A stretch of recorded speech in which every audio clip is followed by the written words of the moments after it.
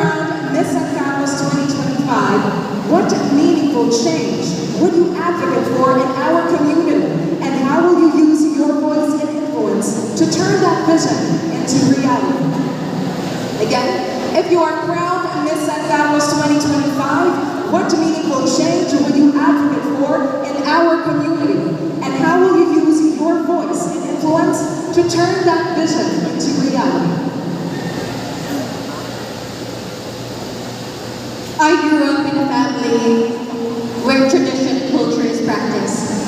And seeing the new generation, and especially the gesture pagmamano, is quite not seen already from this generation.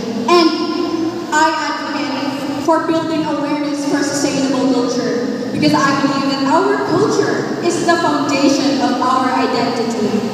And I don't think that it should be forgotten. Instead, it should be preserved, protected, and passed on for the future generations. Thank you.